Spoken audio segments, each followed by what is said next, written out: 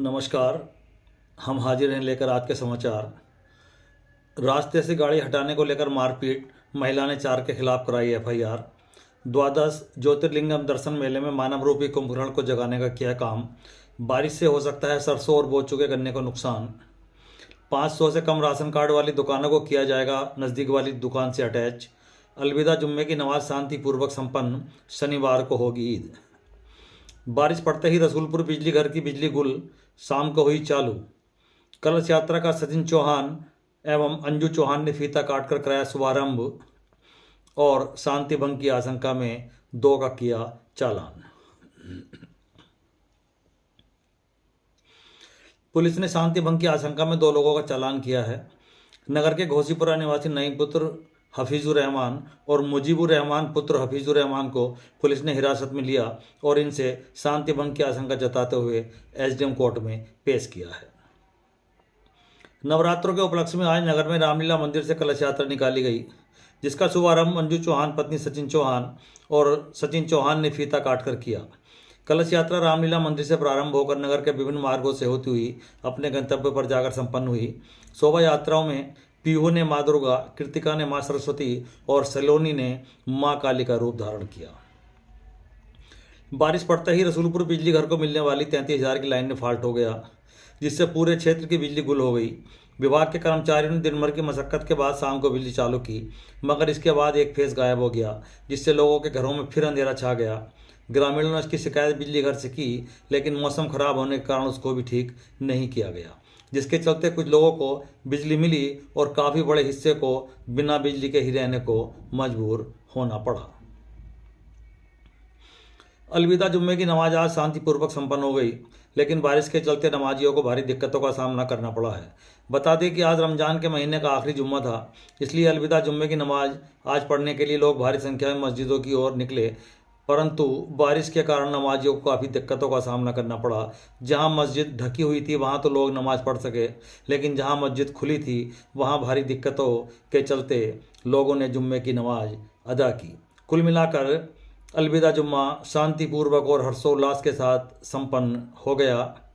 लोगों ने एक दूसरे को अलविदा जुम्मे की बधाई दी। शनिवार को ईद मनाई जाएगी। प्रदेश में 500 से कम राशन कार्ड वाली उचित दर दुकानों का नज़दीकी दुकानों में विलय या स्थानांतरण करने की तैयारी हो रही है। भारत सरकार ने इस संबंध में खाद्य एवं रसद विभाग को पत्र भेजा है, जिसमें ऐसी उचित दर दुकानों के पुनर्गठन की सलाह दी गई है। प्रदेश में फिलहाल ऐसी 52,218 दुकानें हैं जिनमें 500 से कम राशन कार्ड संबद्ध है। मामले में प्रमुख सचिव एवं आयुक्त खाद्य एवं रसद रणबीर प्रसाद ने सभी जिला पूर्ति अधिकारियों को संबंधित दुकानों के विलय, स्थानांतरण या पुनर्गठन करने और इसकी आख्या भेजने के निर्देश दिए हैं। खाद्य एवं रसद आयुक्त की ओर से जिला पूर्ति अधिकारियों को भेजे गए पत्र में कहा गया है कि प्रदेश में नगरीय क्षेत्र की 5137 एफपीएस और ग्रामीण क्षेत्र की 47,081 एफपीएस पर 500 से कम राशन कार्ड संबद्ध है। क्षेत्र में कल रात से हो रही हल्की बारिश के कारण अचानक ठंड बढ़ गई। लोगों ने आज गर्म कपड़े भी निकाल लिए। अचानक हुई बारिश के कारण सरसों की फसल को भारी नुकसान होने की खबर है।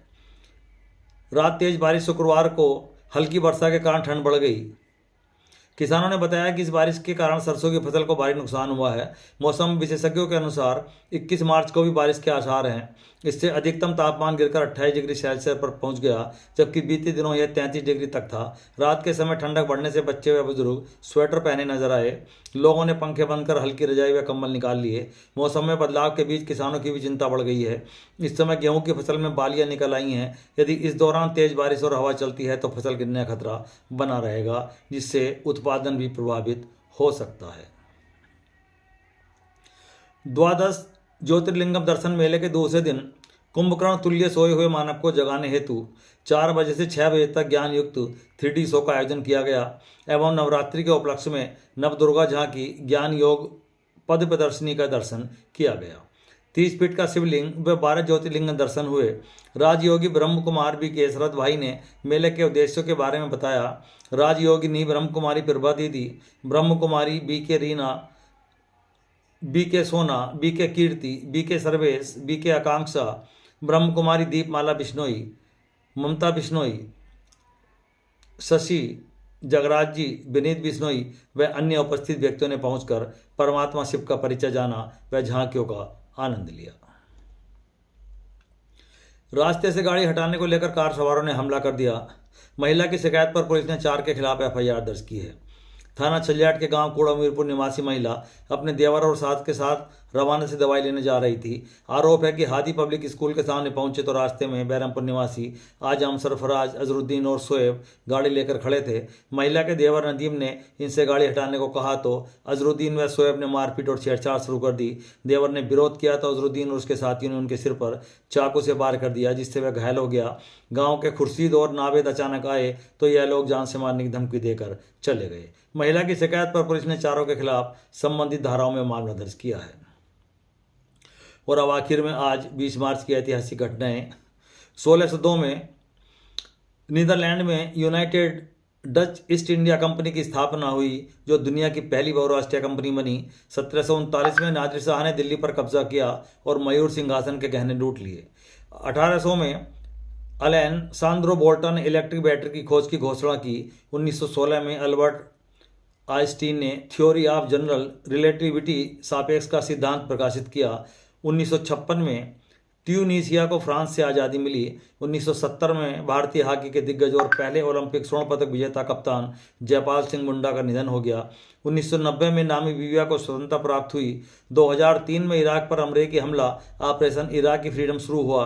2014 में प्रसिद्ध लेखक और पत्रकार खुशवंत सिंह का निधन हुआ और 2020 में निर्भया बलात्कार मामले के चारों दोषियों को दिल्ली की तिहाड़ जेल में फांसी दी गई। आज के लिए बस इतना ही। कल फिर हाजिर होंगे, तब तक के लिए नमस्कार।